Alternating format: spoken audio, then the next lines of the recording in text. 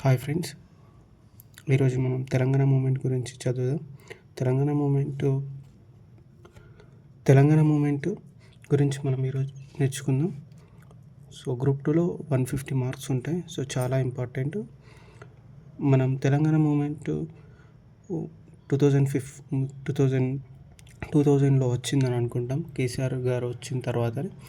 But ఇది 1969లో వచ్చింది. అంతకంటే ముందు మనకు తెలంగాణ మూమెంట్ అనేది పర్టికులర్గా మనం చెప్పుకోవాలంటే దాని రూట్స్ మనకు ఎక్కడ కనబడతాయి అంటే 14th సెంచరీలో కనబడుతుంది. అది బహ్మనీస్ పీరియడ్లో కనబడుతుంది. బహ్మనీస్ పీరియడ్లో మనకు కనబడుతుంది. ఈ బహ్మనీస్ పీరియడ్లో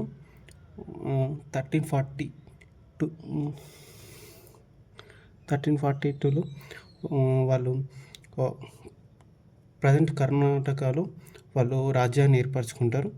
తర్వాత మళ్ళీ వాళ్ళు తెలంగాణ రీజియాన్ని కూడా పరిపాలిస్తారు. సో ఆ టైంలో ఏమవుతుందంటే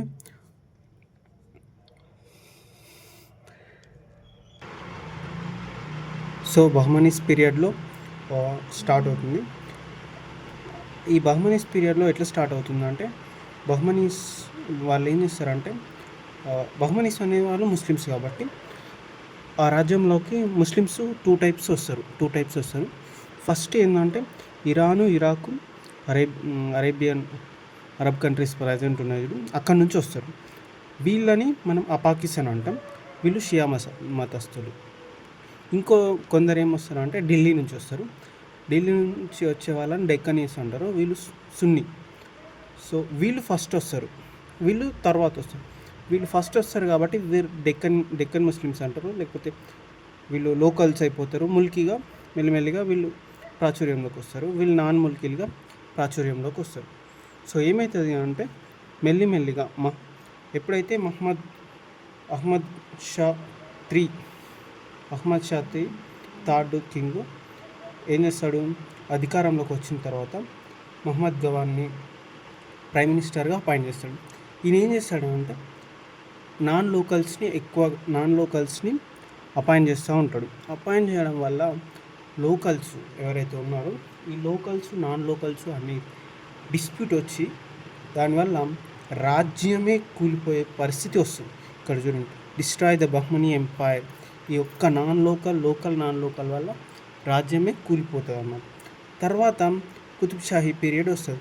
కుతుబ్ షాహీ పీరియడ్ మనకు 1518లో తెలంగాణలో ఎస్టాబ్లిష్ అవుతుంది. ఆఫ్టర్ బహ్మనీ పీరియడ్ తర్వాత, బహ్మనీ డైనస్టీ తర్వాత కుతుబ్ షాహీస్ డైనస్టీ వస్తుంది. ఈ కుతుబ్ షాహీస్ వీళ్ళు డెక్కని కాకుండా వీళ్ళు నాన్ లోకల్స్. వీళ్ళు ఎక్కడి నుంచి వస్తారు, ఇరాన్ నుంచి వస్తారు. సో వీళ్ళు నాన్ లోకల్స్ అయినప్పటికీ వీళ్ళు సక్సెస్ఫుల్గా రాజ్యాన్ని నడపగలుగుతారు. ఎట్లా నడపగలుగుతారంటే వీళ్ళు లోకల్స్ నాన్ లోకల్స్ అనే తేడాని అర్థం చేసుకున్నారు. ఎందుకంటే బహ్మనీస్ పీరియడ్లో బహ్మనీ రాజ్యం కూలిపోవడానికి కారణం ఏంది, locals non locals. So non లోకల్స్ని ఎక్కువగా ప్రిఫరెన్స్ ఇవ్వడం వల్ల బహ్మనీ రాజ్యం ఎట్లయితే కూలిపోయిందో అనుకున్నారో అట్లాగే కుతుబ్ షా వీళ్ళు ఏం చేసారు, బహ్మనీస్ కాకుండా లోకల్ వాళ్ళకి ప్రిఫరెన్స్ ఇవ్వడం చేసారు. దీనివల్ల వీళ్ళు చాలా సంవత్సరాలు పరిపాలించారు. ఇంకా చెప్పాలంటే మనకు అబుల్ హసన్ తానిషా ఉంటాడు. తానిషా మనకు రామదాస్ సినిమాలో కూడా కనబడతాడు. ఆ తానిషా అక్కన్న మాదన్న ఆ సినిమాలో కూడా మనకు కనిపిస్తారు. ఈ అక్కన్న మాదన్నని అపాయింట్ చేస్తారు. వీళ్ళు హిందూస్ అండ్ లోకల్స్ కాబట్టి వీళ్ళని అపాయింట్ చేసుకుంటాడు. సో అంటే అంత కోఆర్డినేషన్గా వీళ్ళు వర్క్ చేయడం, లోకల్స్ పైన అంత మంచి అభిప్రాయం ఉండడం వల్ల ఎప్పుడు కూడా నాన్ ముల్కీ ఇష్యూ అనేది కుతుబ్ షాహీ పీరియడ్లో ఎప్పుడు రాలేదు. అర్థమైంది. అక్కన్నని పేష్కార్గా, మాదన్నని దివాన్గా అపాయింట్ చేసిండు ఎవరు, తానిషా. తర్వాత అంత బాగానే ఉంది. తర్వాత కుతుబ్ షాహీస్ రాజ్యం డిస్ట్రాయ్ అయినాక నెక్స్ట్ అసఫ్జాహీ పీరియడ్లో మనకు నాన్ ముల్కీ ఇష్యూ అనేది తారాస్థాయికి చేరుతుంది అసఫ్జాహీ డైనస్టీలో. ఈ అసఫ్జాహీ డైనస్టీ ఎందుకు అంత చేరుతుంది అంటే ఫస్ట్ నుంచి ఫిఫ్త్ నిజాం వరకు ఎట్లాంటి ప్రాబ్లం ఉండదు. బట్ ఎప్పుడైతే ఫిఫ్త్ నిజాం వచ్చి సాలార్ జంగ్ వాన్ని ఎప్పుడైతే అపాయింట్ చేస్తాడో అప్పటి నుంచి Mulki issue, non Mulki issue అనేది స్టార్ట్ అవుతుంది. సో అది ఎట్లా అవుతుందో ఇక్కడ నుంచి చూద్దాం. ఇక్కడ నుంచి మనకు చాలా ఇంపార్టెంట్. ఇదంతా బేసిక్, ఇదంతా బేసిక్, కానీ ఇక్కడ నుంచి మాత్రం చాలా ఇంపార్టెంట్. మంచిగా అయినండి. ఫస్ట్ అసఫ్జాహీ పీరియడ్లో ఫస్ట్ నిజాం వచ్చిన తర్వాత మెల్లిమెల్లిగా ఎప్పటిదాకా వస్తాడంటే 1857 అట్లా. 1857 కంటే ముందు 1853లో ఏమవుతుందంటే అసఫ్జాహ్ సాలార్ జంగ్ వన్ను అపాయింట్ చేస్తారు. ఏమని? దివాన్గా అపాయింట్ చేస్తారు. ఈ దివాన్గా అపాయింట్ చేసినప్పుడు సాలార్ జంగ్ చాలా చూస్తాడు. ఎందుకంటే నిజాం రాజ్యం ఆర్థిక సంక్షోభంలో కొట్టుమిట్టాడుతుంది. దీన్ని ఎట్లయినా సరే మంచి స్థాయికి తీసుకుతేవాలి, ఈ ఆర్థిక సంక్షోభాన్ని అధిగమించాలని ఏం చేస్తాడు అంటే కొన్ని రిఫార్మ్స్ తీసుకొస్తాడు. ఆ రిఫార్మ్స్ని మనం సాలార్ జంగ్ రిఫార్మ్స్ అంటాము. ఇవి తెలంగాణ హిస్టరీలో మనకు వస్తాయి. సో ఆ రిఫార్మ్స్ మనం చూస్తే ఏంటంటే ఈ Kayasthas and Khatris of north India వాళ్ళని ఇక్కడికి రప్పించుకుంటాడు. ఎక్కడికి? మన హైదరాబాద్లోకి రప్పించుకుంటాడు. తర్వాత ఒక ఇద్దరిని అసిస్టెంట్గా ఆయన అపాయింట్ చేసుకుంటాడు. ఆయన ఆ ఇద్దరు ఎవరంటే సయ్యద్ అహ్మద్ ఖాన్, అమీనుద్దీన్ ఖాన్. ఎవరు? సయ్యద్ అహ్మద్ ఖాన్, అమీనుద్దీన్ ఖాన్. ఈ ఇద్దరు, సయ్యద్ అహ్మద్ ఖాన్ అండ్ అమీనుద్దీన్ ఖాన్, ఈ ఇద్దరిని కూడా సాలార్ జంగ్ అపాయింట్ చేసుకుంటాడు. ఈ ఇద్దరిని అసిస్టెంట్గా అపాయింట్ చేసుకోవడం వల్ల వీళ్ళిద్దరు ఎవరు? నాన్ లోకల్స్ కాబట్టి వాళ్ళు కూడా నాన్ లోకల్స్ని ఎక్కువగా, అంటే నాన్ లోకల్స్ అంటే వీళ్ళ రిలేటివ్స్ని అపాయింట్ చేయడం, ఫ్రెండ్స్ని అపాయింట్ చేసుకుంటమే చేస్తారు కదా. ఎవరైనా అది మనిషి బిహేవియర్ అట్లాంటిది కాబట్టి వీళ్ళు కూడా అట్లనే చేస్తారు. మళ్ళీ ఇంగ్లీష్ లాంగ్వేజ్ ఏదైతే ఉందో, ఇంగ్లీష్ వచ్చిన వాళ్ళని, ఇంగ్లీష్ ఎడ్యుకేటెడ్ క్లాస్ని మన ప్రిన్స్లీ స్టేట్కి తీసుకొస్తాడు. దీనివల్ల ఏమవుతుందంటే, ఎందుకు తీసుకొస్తాడు అంటే మంచి అడ్మినిస్ట్రేషన్ ఉండడం వల్ల మనం ఈ ఆర్థిక సంక్షోభం నుంచి బయటపడతాము అన్న ఉద్దేశంతో ఏం చేస్తాడు? ఇంగ్లీష్ ఎడ్యుకేటెడ్ క్లాస్ని రాజ్యంలోకి తీసుకొస్తాడు. అట్లాగే అప్పుడే 1857 రివోల్ట్ జరుగుతుంది. ఆ 1857 రివోల్ట్ వల్ల ఏమవుతుందంటే, మ్యాక్సిమం 1857 రివోల్ట్ మనం ఇండియన్ హిస్టరీ చూసుకుంటే నార్త్ సైడే ఎక్కువ జరుగుతుంది.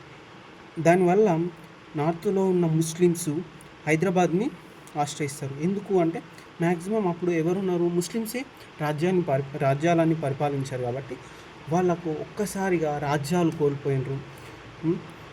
ఒక్కసారి రాజ్యాలు కోల్పోయేసరికి వాళ్ళకి ఏం చేయాలనో అర్థం కాదు. అప్పుడే మనకు సాలార్ జంగ్ కనబడేసరికి సాలార్ జంగ్ కూడా నాన్ లోకల్స్కు ప్రిఫరెన్స్ ఇవ్వడం, ఎందుకంటే అడ్మినిస్ట్రేషన్ పరంగా వాళ్ళకి ప్రిఫరెన్స్ ఇవ్వడం వల్ల వాళ్ళు కూడా చాలామంది నాన్ లోకల్స్ హైదరాబాద్కు రావడం జరుగుతుంది. తర్వాత అలీగఢ్ యూనివర్సిటీ, ఇది యూపీలో ఉంటుంది. దీని నుంచి ఎడ్యుకేటెడ్ క్లాస్ని తీసుకొచ్చుకోవడము, అడ్మినిస్ట్రేషన్ కోసము ట్రైన్డ్ బ్రిటిష్ ఇండియన్స్ ఎవరైతే ఉన్నారో వాళ్ళని కూడా తీసుకొచ్చుకోవడం. ఎందుకంటే అడ్మినిస్ట్రేషన్ కోసం ఎంతమంది అయితే అంతమందిని బయట నుంచి తీసుకొచ్చేయడం జరుగుతుంది చాలా జనం. దీనివల్ల మెల్లిమెల్లిగా Mulki and non Mulki issue జరుగుతుంది. ఎట్లయితే తెలంగాణ ఇష్యూ ఎట్లయితే ఏర్పడదో ఉద్యోగాలలో, సేమ్ అప్పుడు కూడా అట్లనే జరిగింది అన్నట్టు. సో మన సాలార్ జంగ్ చాలా తెలివిమంతుడుగా, సాలార్ జంగ్ వట్టినే చూస్తూ ఊకోడు. ఏం చేస్తాడు అంటే, వీళ్ళందరినీ కంట్రోల్ చేయాలి, ఈ నాన్ లోకల్స్ని కంట్రోల్ చేయాలంటే ఏం చేస్తాడు అంటే కొన్ని రూల్స్ని ఫాలో అవుతాడు, కొన్ని రూల్స్ని ఇంప్లిమెంట్ చేస్తాడు. ఆ రూల్స్ని మనం చిన్నగా స్టాప్ అని గుర్తుపెట్టుకోండి. స్టాప్ అంటే మనకు ఓ వస్తుంది, బట్ మనం ఏ రాసుకుందాం, స్టాప్గా గుర్తుపెట్టుకోండి. ఏంటంటే స్పెషల్ పర్మిషన్ ఇవ్వాలి, స్పెషల్ పర్మిషన్ తీసుకోవాలి. ఎందుకు తీసుకోవాలి? ఎవరి దగ్గర నుంచి తీసుకోవాలి? అంటే ఎవరైతే నాన్ లోకల్స్ ఉన్నారో ఈ నాన్ లోకల్స్ నిజామ్స్ ఫ్యామిలీని కానీ, దివాన్ ఫ్యామిలీని కానీ, ఇంకెవరైనా హయ్యర్ అఫీషియల్స్ ఫ్యామిలీస్ని వాళ్ళను కలవాలి. బ్రిటిష్ రెసిడెంట్ మన కోటిలో ఉంటాడుగా ఉమెన్స్ కాలేజీలో, అయినని కలవాలంటే, వీళ్ళందరినీ కలవాలంటే స్పెషల్ పర్మిషన్ తీసుకోవాలి. ఇంతకుముందు ఎవరంటే వాళ్ళు కలవడం వల్ల వీళ్ళందరికీ ఉద్యోగాలు ఈజీగా వచ్చేవి. సో అది ఆ లూప్ హోల్ని ఆయన కనుగొని ఏం చేసిందంటే స్పెషల్ పర్మిషన్ తీసుకోవాలని ఒక రూల్ పాస్ చేసింది. అట్లాగే టైటిల్స్, జమీందార్ టైటిల్స్, అట్లాంటి టైటిల్స్ని నాన్ లోకల్స్కు ఇవ్వకుండా చేసింది. తర్వాత ఆర్మీ జాబ్స్ ఉంటాయి కదా, ఆర్మీ, డిఫెన్స్ ఇట్లాంటివి ఓన్లీ లోకల్కి మాత్రమే ఇచ్చేటట్టు చేసింది అన్నట్టు. తర్వాత పర్షియన్ లాంగ్వేజ్ ఏదైతుందో వీళ్ళు వచ్చినట్టు లేకుండా, వీళ్ళు వచ్చిందే ఇక్కడ నుంచి, నార్త్ నుంచి, కొందరు మ్యాక్సిమం నార్త్ నుంచి వచ్చింది. అక్కడ నార్త్ సైడ్ ఏం మాట్లాడతారు? ఉర్దూ మాట్లాడతారు. వీళ్ళు నార్త్ నుంచి వచ్చి ఉర్దూ మాట్లాడుతూ ఉండొచ్చు, ఉర్దూ మాట్లాడుతున్నారు. ఈ ఉర్దూ వాళ్ళు మాట్లాడుకొని, కానీ వాళ్ళు ఏమంటున్నారు అంటే ఒక స్టెప్ ఫర్దర్ వేసి రాజ్య భాషనే ఉర్దూగా చేయమంటున్నారు. అంటే మనం అప్పటి వరకు పర్షియన్ మాట్లాడుకోవడం వాళ్ళం, రాజ్య భాషను ఉర్దూ చేయమంటున్నారు. సో అందుకోసమని మేము చెయ్యము అని మనం చాలా రూల్ పాస్ చేస్తున్నాం. ఇట్లాంటి కొన్ని స్టెప్స్ తీసుకుంటారు. ఈ స్టెప్స్ తీసుకున్నప్పటికీ వీళ్ళు నాన్ లోకల్స్ అస్సలు కూడా తగ్గరు అన్నట్టు. సో తర్వాత ఏం చేస్తాడు అంటే ఒక ముల్కీ ఆర్డర్ని పాస్ చేస్తాడు. ఆ ముల్కీ ఆర్డర్ ఏం చెప్తుంది? ముల్కీ ఆర్డర్ 1868లో పాస్ చేస్తారు. ఎప్పుడు పాస్ చేస్తారు? 1868లో ఫస్ట్ ఒక ముల్కీ ఆర్డర్ని పాస్ చేస్తారు. ఈ ముల్కీ ఆర్డర్లో ఏముంటుందంటే ఓన్లీ ముల్కీలకే గవర్నమెంట్ జాబ్స్ ఉంటాయి హైదరాబాద్ స్టేట్లో అని పాస్ చేస్తాడు. పాస్ చేసుడికి ఏదైనా మంచి ఫ్రూట్ఫుల్ జరుగుతుందా అంటే నో. మళ్ళీ సేమ్ సిచ్యువేషన్ అది ఎట్లుంటుందో ఇదంతా ఎప్పుడైతే ఫస్ట్ సాలార్జంగ్ వచ్చి ఇప్పటి వరకు ఏదైతే జరిగిందో ఇదంతా phase 1. ముల్కీలో 3 phases ఉంటాయి. ఆ 3 phases ఏంటంటే ఫస్ట్ ఫేజు 1853 నుంచి 1883 దాకా, అంటే సాలార్జంగ్ వచ్చిన నుంచి సాలార్జంగ్ చనిపోయేంత వరకు. తర్వాత సెకండ్ సాలార్జంగ్ వచ్చి ఫస్ట్ నిజాం 7th నిజాం వచ్చే వరకు second phase. Third phase 7th Nizam నుంచి ఆఫ్ ఇండిపెండెంట్ ఇండియాలో హైదరాబాద్ స్టేట్ కలిసిన తర్వాత కూడా ఎప్పటి వరకు బూర్గుల రామకృష్ణారావు హైదరాబాద్ స్టేట్లో సీఎం అయ్యేంత వరకు కూడా థర్డ్ ఫేజ్ జరుగుతుంది. సో ఈ 3 ఫేజ్లలో మనం ఫస్ట్ ఫేజ్ని కంప్లీట్ చేసుకుంటాం. ఫస్ట్ ఫేజ్లో ఏమీ లేదు. ఫస్ట్ ఫేజ్లో ఎట్లా సాలార్జంగ్ నాన్ ముల్కీస్ని రప్పించడానికి ఆయన కావాలని చేయలేడు. అంటే నాన్ ముల్కీస్ రావాలని కాదు, ఆయన ఉద్దేశం ఏంది? ఫైనాన్షియల్గా ఇబ్బందుల్లో ఉన్న రాజ్యాన్ని మంచిగా తీసుకుతేవాలి. సో దానికోసం ఇట్లాంటి యాక్టివిటీస్ చేసినాను. సో అది కొన్నిసార్లు మంచి చేయకపోతే చెడు అవుతుంది అన్నట్టు ఆయన తీసుకొచ్చినవి కొంచెం చెడుగా అయిపోయినాయి ప్రజలకు. తర్వాత సెకండ్ ఫేజ్ ఏమైంది అంటే సెకండ్ ఫేజ్ 1884 నుంచి 1911. ఈ సెకండ్ ఫేజ్లో కొంచెం డాటా ఎక్కువ ఉంటుంది. మనకు డాటా ప్రకారం మనం చూపించవచ్చు. ఈ సెకండ్ ఫేజ్లో సాలార్జంగ్ ఎప్పుడు చనిపోతాడు అంటే 1883లో చనిపోతాడు సాలార్జంగ్. ఈ 1883లో సాలార్జంగ్ చనిపోతే సెకండ్ సాలార్జంగ్ వస్తాడు. సెకండ్ సాలార్జంగ్ ఏం చేస్తాడంటే ఈయన ఎప్పుడు నాన్ ముల్కీస్కు సపోర్టెడ్గా ఉన్నాడు. ఈయన ఎవరు? ఒక ముల్కీ అయి ఉండి నాన్ ముల్కీలకు సపోర్ట్గా ఉండడం స్టార్ట్ చేస్తాడు. దీనివల్ల చాలా ఇబ్బందులు ఫేస్ చేస్తారు మన ముల్కీస్. ఎట్లనో చూద్దాం. ఇప్పుడు ఫస్ట్ ఏం చేస్తాడంటే ఉర్దూను 1884లో ప్రవేశపెడతాడు. ఎప్పుడు? 1884లో. 1883లో సాలార్జంగ్ అని చనిపోతే 1884లో ఉర్దూని అఫీషియల్ లాంగ్వేజ్గా ప్రవేశపెడతాడు. మనకు అప్పటి వరకు వచ్చింది పర్షియన్. అట్లాంటిది ఒక్కసారి ఉర్దూ చేసేసరికి మన వాళ్ళకు కొత్త లాంగ్వేజ్ చదువుకోని వాళ్ళు లెక్కనే తయారైపోయాయి ఇంకా మన వాళ్ళందరూ.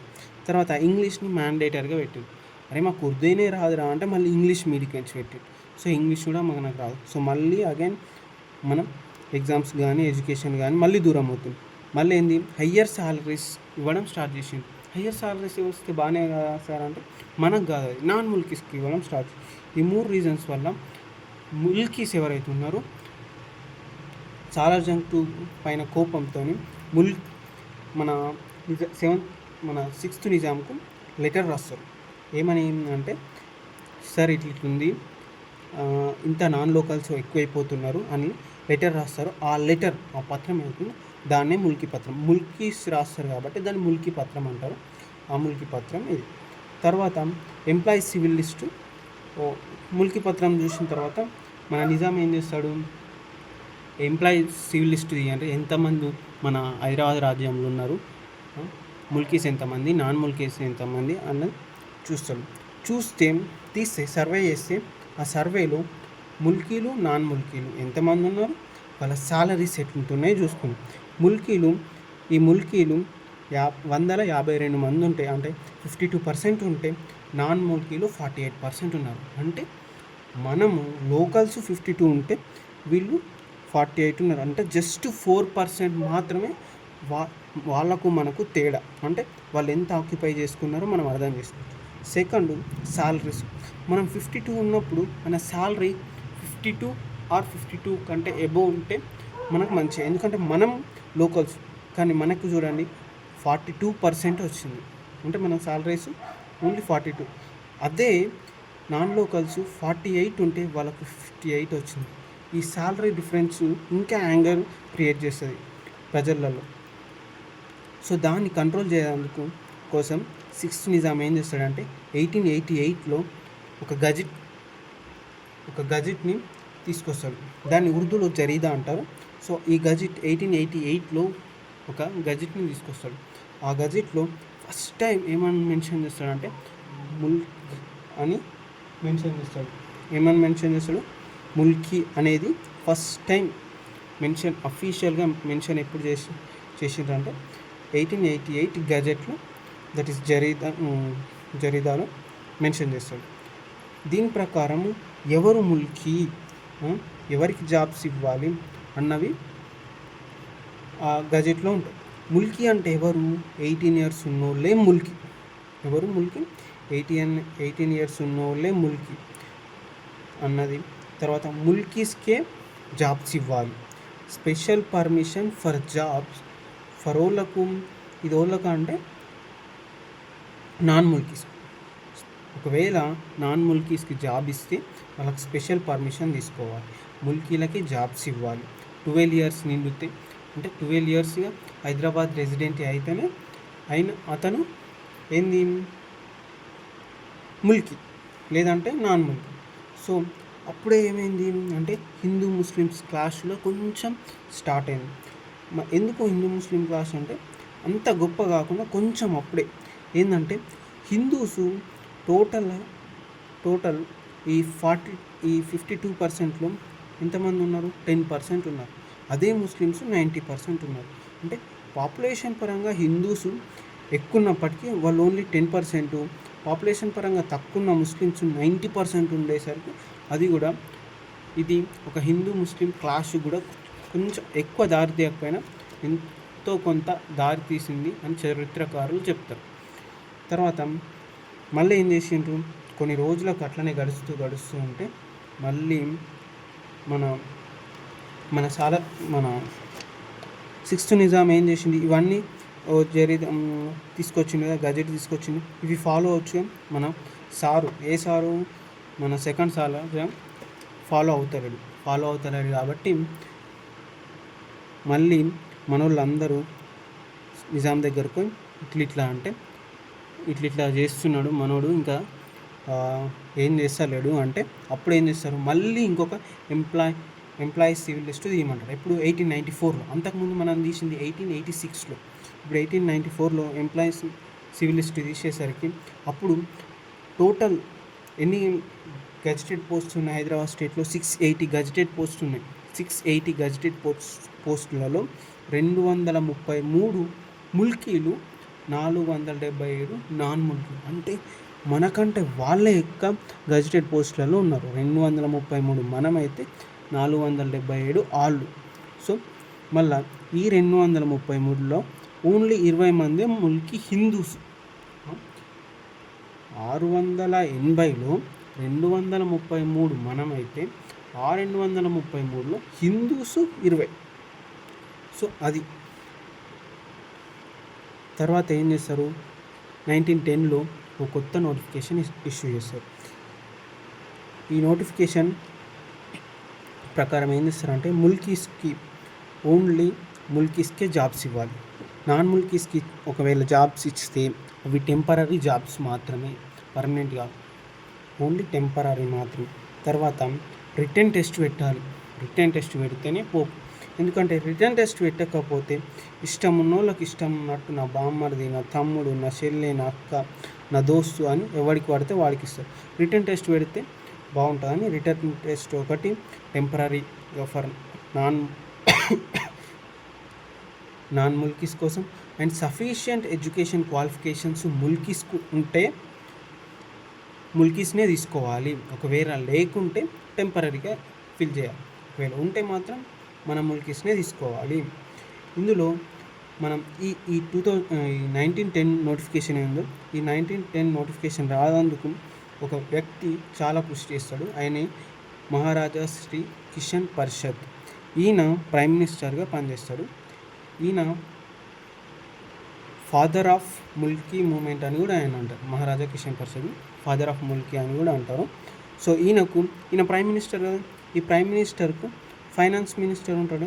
ఈ ఫైనాన్స్ మినిస్టర్ ఎవరంటే కసన్వాకర్. ఈ కసన్వాకర్ అగైన్ మన సెకండ్ సాలార్జంగ్ లెక్కనే అగెనెస్ట్. ఈయన మనకు అప్పుడు ఉర్దూ ఏదైతే ఉందో మెల్లమెల్ల నేర్చుకుంటున్నాం. కానీ మన ఉర్దూ అన్నది కొంచెం వేరు ఉంటుంది. ఇప్పుడు మన ఓల్డ్ సిటీలో, మన హైదరాబాద్లో, మన తెలంగాణలో ఉర్దూ కొంచెం వేరు ఉంటుంది. సౌత్ అయితే తను ఏమన్నాడంటే ఈ మన హైదరాబాద్ ఉర్దూని, లోకల్ ఉర్దూని సౌతర్న్ ఉర్దూ అని, అక్కడ లక్నో ఉర్దూను నార్థన్ ఉర్దూ అని అన్నాడు. మరి నార్థన్ ఉర్దూను మాట్లాడే వాళ్ళు సివిలైజ్డ్ అట. వాళ్ళు ఎవరు? సివిలైజ్డ్. అదే సౌతర్న్ ఉర్దూ మాట్లాడటోలేంది అన్సివిలైజ్డ్. అంటే ఈయన ఎంత వేస్ట్ అంటే అంత మనం చూస్తేనే మనకు అర్థమైపోతుంది. సో ఇట్లా అంటే ఒక బేస్డ్ లాంగ్వేజ్ని బట్టి మనం 2014 కంటే ముందు మనం ఎట్లాంటి తెలంగాణ స్లాంగ్ మాట్లాడితే ఎట్లా మనం చిన్న చూపు చూసిండ్రో ఈయన కూడా అట్లా మన పూర్వీకులను అట్లా చూస్తున్నాడు అన్నట్టు. అయితే ఈ ముల్కీ మూమెంట్కి కొన్ని న్యూస్ పేపర్స్ మనకు సపోర్ట్ చేస్తే, కొన్ని అపోజ్ చేస్తేగా. మనం సపోర్ట్ చేసింది ఎవరు అంటే హైదరాబాద్ రికార్డు మనకు మన ముల్కీ మూమెంట్ని సపోర్ట్ చేసింది. ఇంకా రెండు న్యూస్ పేపర్స్ అగెనిస్ట్గా చేసినాయి. ఒకటేంది ఇలాహీ బక్ష్, ఇంకోటి ద మహమ్మదీన్. ఇలాహీ బక్ష్ అనేది ఒక స్టెప్ ఫార్వర్డ్ వేసి ఏమన్నదంటే హైదరాబాద్ స్టేట్లో ఒక క్లెవర్ ముల్కీ ఎక్కడన్నా దొరుకుతారా అని ఇలాహీ బక్ష్ అని అంటుంది. తర్వాత ద మహమ్మదీన్, ఇవి రెండు కూడా నాన్ ముల్కీస్కి సపోర్ట్గా, ముల్కీస్కు అగెనెస్ట్గా, ముల్కీ మూమెంట్ అగెనెస్ట్గా న్యూస్ని కవర్ చేసినాయి. బట్ హైదరాబాద్ రికార్డ్ అనేది ముల్కీస్కు సపోర్ట్గా న్యూస్ని కవర్ చేసినాయి. 1912లో సెవెంత్ నిజాం ఏం చేసిండు? కసన్వాకర్ని రిమూవ్ చేసిండు. ఎందుకంటే ఇట్లాంటి చెత్త పనులు చేయడం వల్ల, మనకు అగెనెస్ట్గా ఉండడం వల్ల తీసేసిండు. సో మనం ఇంకొంచెం నేర్చుకోవాల్సింది ఒక వ్యక్తి ఉన్నాడు, ఆయనని రాయ్ బాలముకుంద్. ఈయన ఫస్ట్ గ్రాడ్యుయేట్ ఫ్రమ్ హైదరాబాద్. ఈయన బిఏ మద్రాస్ యూనివర్సిటీ నుంచి పొందిండు. 1885లో first Hindu mulki graduate from Hyderabad state. So 1908లో ఈయన చీఫ్ జస్టిస్ ఆఫ్ హైకోర్టుకు చీఫ్ జస్టిస్గా కూడా పనిచేసిండు. ఇది సెకండ్ ఫేజ్లో ఏముంది అంటే ఏం లేదు, ఈజీ. సాలార్జంగ్ వచ్చిండు. తర్వాత ఫస్ట్ ఎంప్లాయీ సివిల్ లిస్ట్ 1886 తీసిండ్రు. తర్వాత గజెట్ 1888లో గజెట్ తీసుకొచ్చిండ్రు. తర్వాత ఎంప్లాయీ సివిల్ లిస్ట్ 1894 తీసుకొచ్చిండ్రు. 1910 నోటిఫికేషన్ తీసుకొచ్చిండ్రు. ఇది సెకండ్ ఫేజ్. ఈ సెకండ్ ఫేజ్ ఎప్పటిదాకా ఉంది? 1884 to 1911. ఇప్పుడు మనం థర్డ్ ఫేజ్ని చూద్దాం. ఈ థర్డ్ ఫేజు 1911 నుంచి 1948 వరకు ఉంటుంది. థర్డ్ ఫేజ్ ఎప్పటి నుంచి ఎప్పటి వరకు? 1911 నుంచి 1948 వరకు. సో ఆఫ్టర్ 6th నిజాం ఎప్పుడైతే చనిపోతాడో తర్వాత ఎవరు వస్తారు? సెవెంత్ నిజాం మీర్ ఉస్మాన్ అలీ ఖాన్. సో ఆయన అచ్చుడికి ఎడ్యుకేషన్ మీద ఫోకస్ చేస్తాడు. ఆయన ఒక యూనివర్సిటీని మన హైదరాబాద్లో ఎస్టాబ్లిష్ చేస్తాడు. ఆ యూనివర్సిటీ ఏంది? ఉస్మానియా యూనివర్సిటీ. దాన్ని 1918లో ఉస్మానియా యూనివర్సిటీ ఎస్టాబ్లిష్ చేసి దానికి మీడియం ఏది ఉర్దూ మీడియంని ఏర్పాటు చేస్తుంది. ఉర్దూ మీడియం అంటే ఓకే, సో మనం కొంచెం అలవాటైనా మనకు సెట్ అయిపోయింది ఉర్దూలో ఓకే. కానీ నాన్ లోకల్స్ ఉంటారు కదా, ఈ నాన్ లోకల్స్ ఏం చేశారని స్టార్ట్ చేసిండ్రంటే, ఉర్దూ అంటే 2 టైప్స్ ఆఫ్ ఉర్దూ ఉంది. ఒకటి లక్నో ఉర్దూ, ఒకటి హైదరాబాదీ ఉర్దూ, ఒకటి డెక్కనీ ఉర్దూ, ఒకటి నార్థన్ ఉర్దూ. సో ఈ 2 ఉర్దూలలో నాన్ లోకల్స్ ఏం చేస్తున్నారు అంటే లైబ్రరీస్ బుక్స్ ప్రిపేర్ చేయాలి కదా యూనివర్సిటీ. ఆ ప్రిపేర్ చేసినప్పుడు ఉర్దూని వాడుతున్నారు అంటే లక్నవీ ఉర్దూని వాడుతున్నారు. మన వాళ్ళకి ఇబ్బంది కాదు అవుతుంది కదా. సో అట్లా చేయడం వల్ల మన వాళ్ళకి ఇబ్బంది అవ్వడం వల్ల మన వాళ్ళు కూడా కొన్ని ఆర్గనైజేషన్స్ అయ్యింది. అప్పుడే డెక్కన్ నేషనలిజం అనే ఒక ఆర్గనైజేషన్ ఎస్టాబ్లిష్ చేసి ఏ ఆర్గనైజేషన్ డెక్కన్ నేషనలిజం అనే ఆర్గనైజేషన్ స్టార్ట్ చేశారు. ఎవరు? డాక్టర్ జోరే డెక్కన్ నేషనలిజంని స్టార్ట్ చేసిండు. ఈ డెక్కన్ నేషనలిజం ఏం చేస్తుంది? డెక్కన్ సోవర్నిటీని అంటే హైదరాబాద్ స్టేట్ సోవర్నిటీని పెంచుతుంది. సో ఈ డెక్కన్ నేషనలిజం ఏదైతే ఉందో ఈ డెక్కన్ నేషనలిజం మనం ఇప్పుడు తెలుసుకుందాం. డెక్కన్ నేషనలిజం ఆర్గనైజేషన్ గురించి. ఇది ఒక లైబ్రరీ ఉంటుందో లైబ్రరీని ఎస్టాబ్లిష్ చేసింది. ఈ లైబ్రరీ ఏం చేస్తుంది అంటే హైదరాబాద్ కల్చర్ని, హైదరాబాద్లో ఉన్న లాంగ్వేజ్ దీని గురించి ప్రమోట్ చేస్తుంది. ఆ లైబ్రరీ పేరేం ఇదారా ఈ అదాబియత్ ఈ ఉర్దూ. ఇదారా ఈ అదాబియత్ ఈ ఉర్దూ అనే లైబ్రరీని ఏర్పాటు చేసింది. ఇదారా ఈ అదాబియత్ ఈ ఉర్దూ అనే లైబ్రరీని ఏర్పాటు చేసిండ్రు. ఎవరు? డెక్కన్ నేషనలిస్ట్స్. ఓకే. తర్వాత ముల్కీ. ఈ డెక్కన్ నేషనలిస్ట్ అంటే ముల్కీకి సపోర్ట్ చేసి అయితే వీళ్ళ స్లోగాన్స్ ఉంటాయి కదా. వీళ్ళ స్లోగాన్స్ ఏంటంటే long live Nizam, the royal embodiment of Deccan nationalism. So 2 slogans ఉన్నాయి. ఒకటి long live Nizam, the royal embodiment of Deccan nationalism. So non Mulkis ఏం చేస్తారు? ఇప్పుడు చూస్తున్నారు అవరే ముల్కీలు ఒకటైపోయినరా. హిందూ ముస్లిం అన్న భేదం లేకుండా అందరూ ఒకటే అంటారు. వీళ్ళని ఎట్లన్నా విడగొట్టాలరా అన్నది వాళ్ళకి వచ్చేసింది. వాళ్ళు అందుకోసం ఏం చేసిండ్రు అంటే ఒక ఆర్గనైజేషన్ స్టార్ట్ చేసి, ఆ ఆర్గనైజేషన్ పేరేంది అంటే ముస్లిం సోవర్నిటీ. ఈ ముస్లిం సోవర్నిటీని తీసుకొచ్చి ఏంటంటే ముస్లిమ్స్ అంతా ఒక్కటే, మనము నార్త్ కాదు సౌత్ కాదు, ముస్లిమ్స్ అంతా ఒక్కటే, మనము నాన్ ముల్కీ కాదు, మనమందరం ఒకటే అన్న ఒక ముస్లిం సోవర్నిటీ అనే ఆర్గనైజేషన్ తీసుకొచ్చి దాన్ని ప్రపోజ్ చేయడం స్టార్ట్ చేశాం. దాన్ని ఎక్కువగా యాక్టివేట్ చేయడం వల్ల ముస్లిమ్స్ పాపం వాళ్ళు కూడా తెలియకుండానే వీళ్ళ మాయలో పడిపోయి డెక్కన్ నేషనల్ ఆర్గనైజేషన్ని మెల్లిమెల్లిగా కాలగర్భంలో కలిపేసింది. సో ఇది ఈ ముస్లిం సోవర్నిటీ ఎవరు? నాన్ ముల్కీస్ కదా. సో వీళ్ళు ముల్కీ మూమెంట్కి అగెనిస్ట్ ఉన్నారు. సో ఇట్లా జరుగుతుంది. సో అందుకోసం అంటే ముల్కీస్ కంటిన్యూగా పోరాటం చేస్తూనే ఉన్నారు. సో 1919లో 7th నిజాం ఫర్మానా రిలీజ్ చేస్తారు. ఈ ఫర్మానా ఏంటంటే ఇప్పటి వరకు మనం ముల్కీస్ చూసుకుంటే ఫస్ట్ ఫేజ్ సెకండ్ ఫేజ్ చూసుకుంటే ఈ 2 ఫేజ్లలో కూడా ముల్కీ అంటే కరెక్ట్ డెఫినేషన్ కానీ కరెక్ట్గా ఏం కథ, ఎవరు ముల్కీ, ఏమైతే ఎట్లా ముల్కీ కావాల్సిందే, ఎట్లా ముల్కీ అవ్వాలి అన్నది లేదు. మనకు ఓన్లీ 12 years అన్నది మాత్రమే ఉన్నది. ముల్కీ కావాలి అంటే ఓన్లీ 12 years నుంచి హైదరాబాద్ స్టేట్లో ఉంటే ముల్కీ కావాలని 1888 గెజెట్ నోటిఫికేషన్లో మనకు మెన్షన్ చేసారు. కానీ కొందరు మిగతా వాళ్ళు కూడా ముల్కీ కావాలని చూస్తారు కదా. సో వాళ్ళకు కానీ ఇలాంటివి ఏం లేవు. సో అందుకోసం 1919 ఫర్మానా తీసుకొచ్చు. ఆ ఫర్మానాలో ముల్కీ అంటే ఎవరు, ఏం కథ అన్నది మొత్తం ఉన్నది. సో ఆ ముల్కీ ఎవరు అంటే బార్న్ ఇన్ హైదరాబాద్లో పుట్టుండాలి, హైదరాబాద్లో రెసిడెంట్ అయి ఉండాలి. హైదరాబాద్ రెసిడెంట్ ఎన్ని సంవత్సరాలు? 15 years. ఓ పిల్లాడు పుట్టిండనుకో, ఆ పిల్లాడు పుట్టినప్పుడు ఆ తల్లిదండ్రులు ఎవరైతే ఉన్నారో ఆ తల్లిదండ్రులు 15 ఇయర్స్ నుంచి హైదరాబాద్లో ఉండేవాళ్ళు ఉండాలి. తర్వాత ఈ సర్టిఫికేట్ ఇవన్నీ చూసేది మెజిస్ట్రేట్ చూస్తాడు. అయితే ఇప్పుడు ఉమెన్ ఉంటుంది, ఉమెన్ ఏం చేస్తుంది, మ్యారేజ్ చేసుకొని ఇంటికి వాళ్ళ అత్తగారింటికి వెళ్ళిపోతుంది.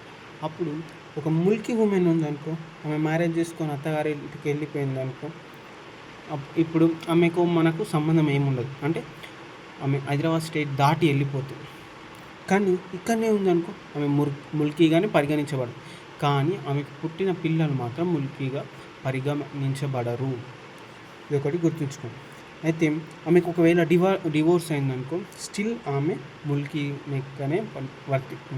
లెక్కనే పరిగణించబడుతుంది. ఒకవేళ ఒక మన హైదరాబాద్ అమ్మాయికి లక్నో అబ్బాయికి పెళ్ళయిందనుకో, ఆమె అక్కడికి పోయినాక మళ్ళీ ఇక్కడికి వచ్చింది డైవర్స్ తీసుకొని, అయినప్పటికీ ఆమె ముల్కీ లెక్కనే పరిగణించబడుతుంది. ఎందుకంటే ఆమె మన ఇంటి బిడ్డ కాబట్టి అట్లా. తర్వాత తాలూకాదార్ ఎవరైతే ఉన్నారో, ఈ తాలూకాదార్ ఏం చేస్తాడు, అథారిటీ టు గివ్ ముల్కీ సర్టిఫికేట్ని ఎవరు ఇస్తారు అంటే తాలూకాదార్ అంటే మళ్ళీ మెజిస్ట్రేటివ్. తర్వాత సుబేదారు డిసిషన్ అనేది ఫైనల్. అంటే సుబేదారు ఎవరైతే ఉన్నారో ఈ సుబేదారు డిసిషన్ ఇస్ ఫైనల్. తర్వాత అప్పుడే అంటే మనం ఏం చేస్తున్నాం, మన మూమెంట్ అనేది పీక్స్లో ఉంటున్నది కదా, సో మనం ఏం చేద్దామంటే ఇంకా ముల్కీస్ ఏం చేద్దాం అనుకో, ఇంకొన్ని ఆర్గనైజేషన్స్ ఫామ్ చేయడం. ఈ థర్డ్ మూమెంట్ అనేది not only non Mulki issues ఉన్న పొలిటికల్గా కూడా ఎంతో కొంత ఇన్ఫ్లుయెన్స్ చేసింది పాలిటిక్స్ని కానీ సోషల్ కానీ. సో అందులో ఒకటి ఉస్మానియా గ్రాడ్యుయేట్ అసోసియేషన్ ఏర్పాటు చేసింది. ఎవరు ఉస్మానియా స్టూడెంట్స్ ఎవరైతే ఉంటారో వాళ్ళు వెళ్ళిపోయిన వాళ్ళు ఉంటారు, వాళ్ళు ఉస్మానియా గ్రాడ్యుయేట్స్ అసోసియేషన్ ఏర్పాటు చేసింది. ఎప్పుడు 1920లో ఉస్మానియా గ్రాడ్యుయేట్స్ అసోసియేషన్ ఏర్పాటు చేసింది. ఇది ముల్కీస్ పొలిటికల్ ఆర్గనైజేషన్గా మెల్లిమెల్లిగా మారింది. వీళ్ళు ఎంత మంచి ఒకటి తీసుకొచ్చారు అంటే ఎగ్జిబిషన్ సొసైటీని తీసుకొచ్చారు. ఈ ఎగ్జిబిషన్ సొసైటీ ప్రజెంట్ ఇప్పటికీ ఉంది. ఈ ఎగ్జిబిషన్ సొసైటీ కింద తెలంగాణలో చాలా కాలేజెస్కి ఫండింగ్ వస్తుంది. అంటే మనం నాంపల్లిలో మన నాంపల్లి ఎగ్జిబిషన్ అని మనం అప్పుడప్పుడు వింటూ ఉంటాం. ఆ నాంపల్లి ఎగ్జిబిషన్ ఈ ఆర్గనైజేషన్ చేస్తుంది. ఉస్మానియా గ్రాడ్యుయేట్స్ అసోసియేషన్ స్టార్ట్ చేసింది. అక్కడికి వచ్చిన ఫండింగ్ ఏం చేస్తారు అంటే గవర్నమెంట్ తీసుకోకుండా ఎవరికి ఇస్తుంది అంటే ఈ కాలేజెస్ ఏవైతే ఉన్నాయో ఈ ఉస్మానియా గ్రాడ్యుయేట్స్ అసోసియేషన్ కింద ఉన్న కాలేజెస్కి ఫండింగ్ ఇస్తుంది. సో దీనివల్ల ఎడ్యుకేషన్ అనేది డెవలప్ అవుతుంది. సో అట్లాంటి ఒక ఆర్గనైజేషన్ అప్పుడే ఏర్పాటైంది అంటే చూడొచ్చు ఎంత మంచిది. దీని గురించి మనం ఫ్యూచర్లో కూడా తెలుసుకుందాం. ఎగ్జిబిషన్ సొసైటీ గురించి ఎన్టీఆర్ దీన్ని ఎట్లా నిర్వీర్యం చేద్దాం అనుకున్నాడో కూడా మనం ఫ్యూచర్లో తెలుసుకుందాం. తర్వాత హైదరాబాద్ స్టేట్ రిఫార్మ్స్ ఆర్గనైజేషన్ పేరులోనే ఉంది, Hyderabad state reforms organisation. So ఇది 1921లో ఏర్పడింది. ఈ హైదరాబాద్ స్టేట్ రిఫార్మ్స్ ఆర్గనైజేషన్ ఏం చేస్తుంది అంటే కాన్స్టిట్యూషనల్గా రిఫార్మ్స్ రావాలని ఏర్పాటు చేసింది. హైదరాబాద్ స్టేట్ రిఫార్మ్స్ ఆర్గనైజేషన్ 1921లో ఏర్పడింది. ఇది కాన్స్టిట్యూషనల్ రిఫార్మ్స్ రావాలి, హైదరాబాద్లో కాన్స్టిట్యూషన్ ఏర్పడాలి, అట్లా నిజాం రూల్ పోవాలి అన్న ఉద్దేశంతో అట్లా ఏర్పడింది. తర్వాత society of union and progress, మన వాళ్ళు ఇక్కడ కాకుండా లండన్లో కూడా చదువుకున్నాం. ఆ లండన్లో చదువుకున్న వాళ్ళు ఏం చేశారంటే ఈ సొసైటీ ఆఫ్ యూనియన్ అండ్ ప్రోగ్రెస్ని ఏర్పాటు చేశారు. ఈ society of union and progress 1926లో ఏర్పడింది. ఇది రెస్పాన్సిబుల్ గవర్నమెంట్ ఉండాలని, అంటే రెస్పాన్సిబుల్ గవర్నమెంట్ ఏంటి, గవర్నమెంట్ ఏదైనా తప్పు చేస్తే మనం అడిగే విధంగా అసెంబ్లీ పార్లమెంటు అట్లాంటి రెస్పాన్సిబుల్ గవర్నమెంట్కి ఉదాహరణగా చెప్పుకోవచ్చు. సో రెస్పాన్సిబుల్ గవర్నమెంట్ కావాలి అన్న ఆర్గనైజేషన్ ఏంది అంటే society of union and progress. Constitutional reforms కావాలన్నది హైదరాబాద్ స్టేట్ రిఫార్మ్స్ ఆర్గనైజేషన్. తర్వాత హైదరాబాద్ అసోసియేషన్ ఏర్పడింది. ఈ హైదరాబాద్ అసోసియేషన్ ఎవరు ఏర్పాటు చేశారు అంటే బారిస్టర్ కిషన్ 1930లో ఏర్పాటు చేసింది. హైదరాబాద్ అసోసియేషన్ని బారిస్టర్ కిషన్ 1930లో ఏర్పాటు చేసిండు. దీని ఏమైంది, అడ్మినిస్ట్రేటివ్ రిఫార్మ్స్, హైదరాబాద్ స్టేట్లో అడ్మినిస్ట్రేటివ్ రిఫార్మ్స్ తీసుకుతేవాలి. సో ఈ 4 ఆర్గనైజేషన్స్ ఫామ్ అయ్యాయి. ఇప్పటికీ ఇంకా ముల్కీ ఇష్యూస్ అన్నది పోతూనే లేదు. సో అందుకోసం ఏం చేసిండ్రు, మళ్ళీ 1933లో ఒక ఫర్మానా రిలీజ్ చేసిండ్రు. ఎందుకు 1933లో ఒక ఫర్మానా మళ్ళీ రిలీజ్ చేయాల్సి వచ్చిందంటే, ఖాన్ సాహెబ్ అనేటోడు పంజాబ్ నుంచి వచ్చిండు. వాడు హైదరాబాద్లో ఓ మంచి ఇన్ఫ్లుయెన్స్ పొజిషన్లో ఉండి నాన్ లోకల్స్కు ఉద్యోగాలు ఇవ్వడం స్టార్ట్ చేసిండు. దీనికి మన 7th నిజాం చెక్ పెట్టాలనుకొని ఏం చేసిండు, 1933లో ఓ ఫర్మానాను రిలీజ్ చేసిండు. ఆ ఫర్మానాలో ఏముందంటే 1933 ఫర్మానాలో priority will be given to the educated efficient Mulkis in job. మనం ఇంతకుముందే చూసుకున్నాం, మళ్ళీ అది రిపీట్ అయ్యింది. Non Mulkis only for temporary jobs, non ముల్కీస్కి ఓన్లీ టెంపరరీగా, అండ్ ఎడ్యుకేటెడ్ ముల్కీలకు మాత్రమే ఉద్యోగాలు, నాన్ ముల్కీలకు టెంపరరీ, ఇట్లాంటివి తెలుసుకున్నాం. సో ఈ ఫర్మానా ఇచ్చినందుకు మనోళ్ళు కొందరు థ్యాంక్స్ చెప్పాలనుకున్నారు నిజాం. సో నిజాంకు థ్యాంక్స్ చెప్పాలనుకున్న వాళ్ళు కొందరు ఉన్నారు. వాళ్ళు మనకు తెలిసిన వాళ్ళు, చాలా ఈజీ. వాళ్ళు ఎవరంటే, ఫస్ట్ పద్మజా నాయుడు, సరోజిని నాయుడు గారి బిడ్డే. మళ్ళీ Burgula Ramakrishna Rao CM, upcoming CM ఈయనగా మనం పాస్ట్లో ఉన్నాం కాబట్టి. మందముల నరసింహారావు, ఈయన కూడా మనం తెలంగాణ మూమెంట్లో నెక్స్ట్ నేర్చుకుందాం. మళ్ళీ డాక్టర్ లాటిఫ్ సయ్యద్, ఫ్యూచర్లో మనం ఇప్పుడు నెక్స్ట్ టాపిక్లో మనం లాటిఫ్ సయ్యద్ గురించి నేర్చుకుంటాం. నవాజ్ శంషద్ జంగ్ అండ్ రాజా దొండే రాజు అండ్ మీర్ అక్బర్ అలీ ఖాన్, వీళ్ళందరూ కలిసి ఒక మీటింగ్ ఏర్పాటు చేస్తారు. సో ఇప్పుడు ఇంకోటి ఆర్గనైజేషన్ వెరీ వెరీ ఇంపార్టెంట్, అదే నిజాం సబ్జెక్ట్ లీగ్. ఇది చాలాసార్లు ఎగ్జామ్లో వచ్చింది, చాలా ఇంపార్టెంట్. సో ఈ నిజాం సబ్జెక్ట్ లీగ్ 1935లో ఏర్పడింది. దీని స్లోగాన్ ఏముందంటే, హైదరాబాద్ ఫర్ హైదరాబాదీస్. స్లోగాన్ ఏం, హైదరాబాద్ ఫర్ హైదరాబాదీస్. సో దీన్ని తెలుగులో నిజాం ప్రజల సంఘం అని అంటారు, నిజాం ప్రజల సంఘం. దీన్ని ఉర్దూలో ఏమంటారంటే జమియత్ రిఫాయమే నిజాం, జమియత్ రిఫాయమే నిజాం అని. ఇంగ్లీష్లో నిజాం సబ్జెక్ట్ లీగ్ 1935లో ఏర్పడింది. సో దీనికి ప్రెసిడెంట్గా ఎవరున్నారు అంటే నిజామత్ జంగ్ ఉన్నాడు. నిజాం సబ్జెక్ట్ లీగ్కు ఎవరు ప్రెసిడెంటు, నిజామత్ జంగ్. ఆయనకు బిరుదులు Nawab sir Nizamat Jung. So Nawab sir Nizamat Jung అనే వ్యక్తి Nizam subject league president. Nizam subject league president ఎవరు, Nawab sir Nizamat league Jung. Vice ప్రెసిడెంట్గా ఇద్దరున్నారు. ఒక్కొక్కళ్ళు ఇంతకుముందే మనం నేర్చుకున్నాం. ఒకరు డాక్టర్ లాటిఫ్ సయ్యద్, ఇంకొక ఆయన రామచంద్ర నాయక్. ఇద్దరు, డాక్టర్ లాటిఫ్ సయ్యద్ అండ్ రామచంద్ర నాయక్, ఇద్దరు కూడా వైస్ ప్రెసిడెంట్స్. అండ్ సెక్రటరీస్ ఉంటారు. ఇంకొక ఆయన సయ్యద్ అబిద్ హసన్, బూర్గుల రామకృష్ణారావు, శ్రీనివాస్ శర్మ, బూర్గుల రామకృష్ణారావు, సయ్యద్ అబిద్ హసన్. ఈ సయ్యద్ అబిద్ హసన్ విదర్ హైదరాబాద్ అనే బుక్ను రాశారు. విదర్ హైదరాబాద్ అనే బుక్ను ఎవరు రాసింటే సయ్యద్ అబిద్ హసన్ విదర్ హైదరాబాద్ అనే బుక్ రాసిండు. ఈయన బూర్గుల రామకృష్ణ, శ్రీనివాస్ శర్మ, ముగ్గురు కూడా సెక్రటరేట్. వైస్ ప్రెసిడెంట్స్ ఎవరు, డాక్టర్ లాటిఫ్ సయ్యద్, రామచంద్ర నాయక్. ప్రెసిడెంట్ ఎవరు, Nizamat Jung, Nawab sir Nizamat Jung president. So దీనికి ట్రెజరర్ ఉంటారు. ట్రెజరర్ ఎవరు, బారిస్టర్ నషీద్ చిన్నయ్.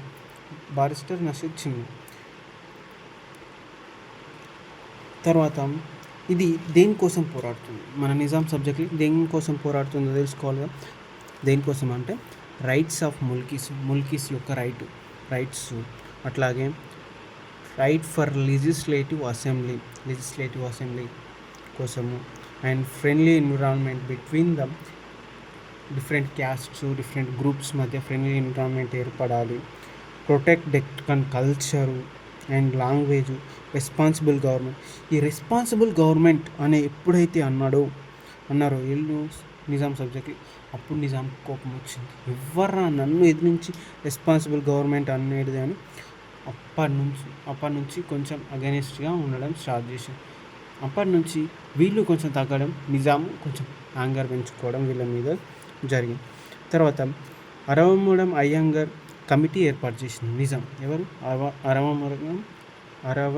ముదం అయ్యంగర్ కమిటీని 1937లో నిజాం ఏర్పాటు చేసింది. ఎందుకు? కాన్స్టిట్యూషనల్ రీఫార్మ్స్ని తేడానికి. సో ఈ అరవముడం అయ్యంగర్ కమిటీని ఏర్పాటు చేయడంలో నిజాం సబ్జెక్టులు చాలా అంటే చాలా కీలక రోల్ ప్లే చేసింది.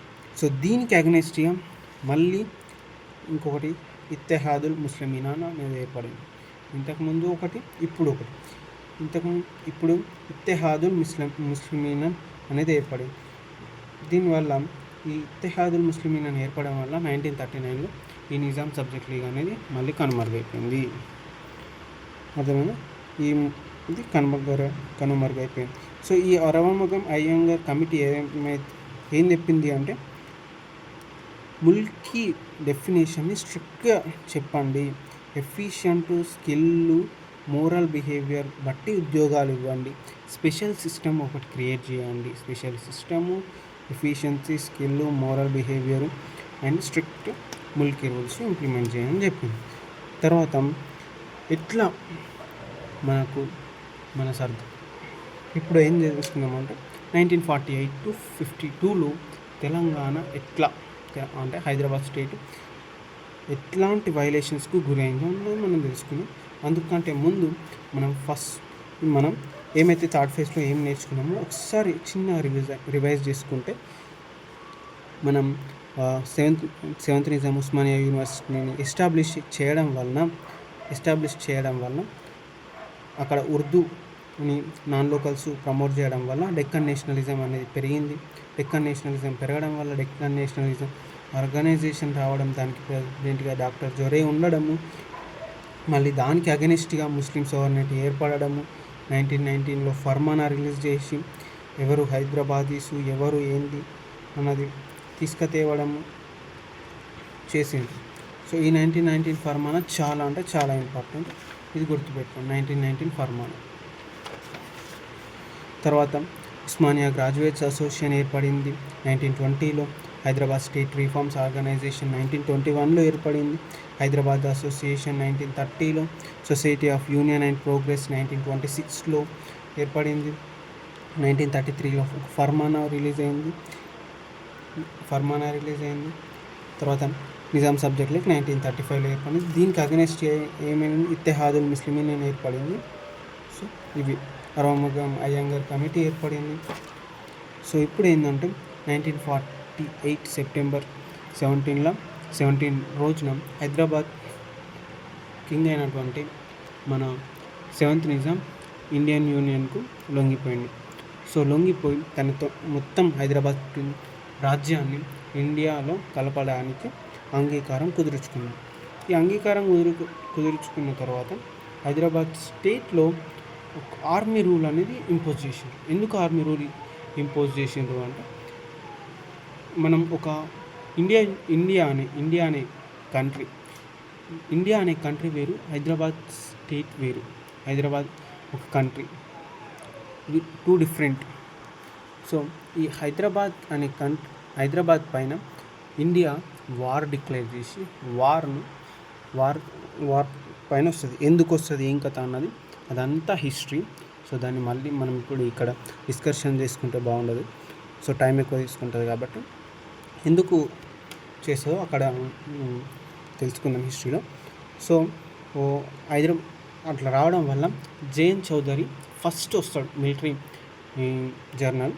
ఆయన ఫస్ట్ హైదరాబాద్ ప్రిన్స్లీ స్టేట్లో వచ్చి ఆక్యుపై చేసుకుంటాడు. కాబట్టి మిలిటరీ రూల్స్ ప్రకారం ఎవరైతే ఫస్ట్ వచ్చి ఆక్యుపై చేసుకుంటారో వాళ్ళని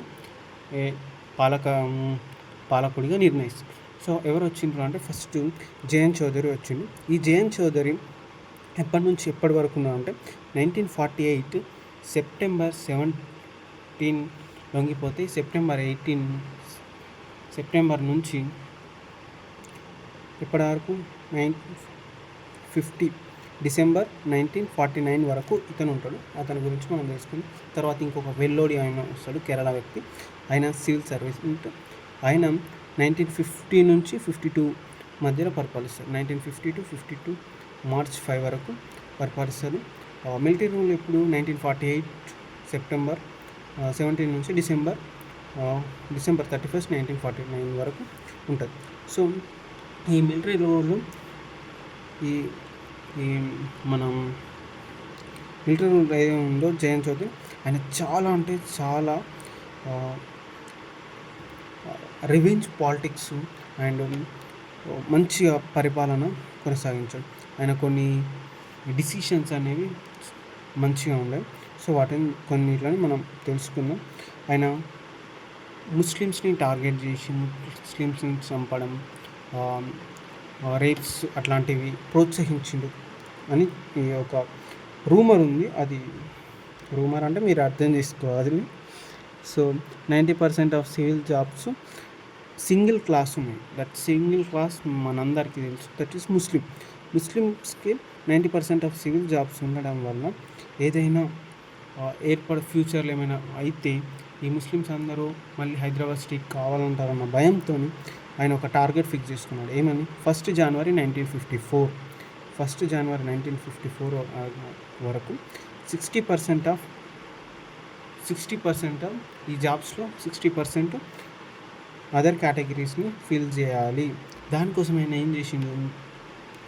మద్రాస్ నుంచి తెలుగు వాళ్ళని తీసుకుతేవడము, సెంట్రల్ ప్రావిన్స్ నుంచి బాంబే నుంచి ఇష్టం ఉన్నట్టు తీసుకుతేవడం చేసిండు. దీనివల్ల నాన్ లోకల్స్ పెరగడం స్టార్ట్ చేసిండు. మళ్ళీ నాన్ లోకల్స్ కథ ఇంకా ఎక్కువైపోయింది.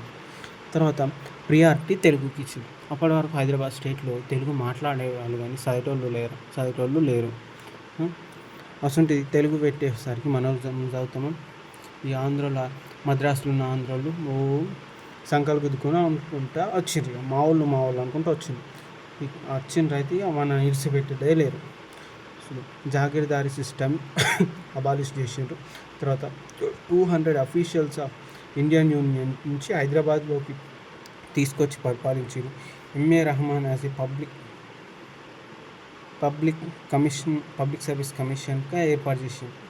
ఎంఏ రహమాన్ని పబ్లిక్ సర్వీస్ కమిషన్గా ఏర్పాటు చేసింది. హైదరాబాద్ ఆర్మీ 17,870 మంది ఉంటాయి. హైదరాబాద్ ఆర్మీ 17,870 ఉంటాయి. వాళ్ళను 10,415కు చేసింది. తర్వాత వరల్డ్ వార్ 2 అప్పుడే జరిగింది. అక్కడ చేసిన వాళ్ళందరూ రిటైర్ అయిపోయిన వాళ్ళు ఉంటారా, ఆ రిటైర్ అయిపోయిన వాళ్ళందరికీ హైదరాబాద్ స్టేట్లో ఒక ఓల్డేజ్ హోమ్ లెక్క వాళ్ళందరికీ జాబ్స్ ఇవ్వడము, భూములు ఇవ్వడము ఇట్లాంటి హైదరాబాద్ స్టేట్లో చేయడం స్టార్ట్ చేసిండ్రు. తర్వాత బిక్నూర్లో ఒక ట్రైనింగ్ ఇన్స్టిట్యూట్ ఏర్పాటు చేసిండ్రు. ఇది ఒకటి మంచిది. తర్వాత ఎవరు వచ్చిండ్రు? వెల్లోడు వచ్చింది. వెల్లోడు ఎప్పుడు? 1950 జనవరి 1 నుంచి 1952 మార్చ్ 5 దాకా వెల్లోడు ఉన్నాడు. ఈయన ఏం చేసిండంటే ఇంగ్లీష్ని ఎక్కువ ప్రోత్సహించడం, తెలుగుని ఎక్కువ ప్రోత్సహించడం వల్ల మళ్ళీ మద్రాస్లో ఉన్న తెలుగు వాళ్ళు ఎక్కువగా రావడం వల్ల మన తెలుగు ప్రజలకు చాలా ఇబ్బంది ఫేస్ చేయాలి. ఎందుకంటే మనకు అంత ఎడ్యుకేషన్ ఎక్కువ లేదు అప్పుడు. సో అది పెద్ద ప్రాబ్లం అయింది. ఎంత అంటే ఒక్కసారి మనం చూసుకుంటే కృష్ణా డిస్ట్రిక్ట్ తహసీల్దార్ అయినటువంటి రామచంద్రరావుని హైదరాబాద్ డిస్ట్రిక్ట్ చీఫ్ అడ్మినిస్ట్రేటర్గా నియమించారు. అంటే ఒక తహసీల్దార్ లెవెల్ని వ్యక్తిని ఒక డిస్ట్రిక్ట్ కలెక్టర్ చేసింది ఇప్పుడు. అంటే ఆ లెవెల్కి తీసుకొచ్చిండ్రు. అయితే మళ్ళీ ఒక పార్లమెంట్లో ఒక చిన్న ఇష్యూ ఏంటంటే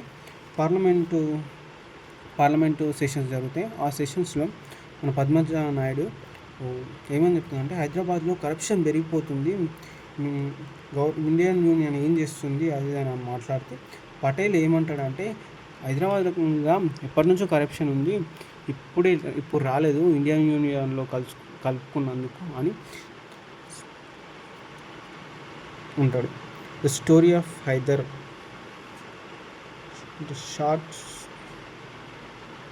the star of Hyderabad newspaper ముల్కీ రూల్స్ని వైలేట్ చేస్తున్నారు. ఈ వెల్లోడి కానీ జయంత్ చౌదరి కానీ ముల్కీ రూల్స్ని వైలేట్ చేస్తున్నారని ద స్టార్ ఆఫ్ హైదరాబాద్ చెప్పింది. So this is Telangana moment first part. మనం తర్వాత ఇంకా నేర్చుకుందాం. ఫస్ట్ వీడియో కొంచెం ఎట్లొచ్చిందో కొంచెం తప్పుగా వస్తే క్షమించండి. ఇంతకంటే బెటర్గా నెక్స్ట్ వీడియోలో మనం నేర్చుకుందాం. మీకు బెస్ట్ కంటెంట్ ఇవ్వడానికే నేను ట్రై చేస్తాను. Thank you. అండ్ మీరు సబ్స్క్రైబ్ చేసుకోండి, ప్లీజ్ లైక్ కొట్టండి.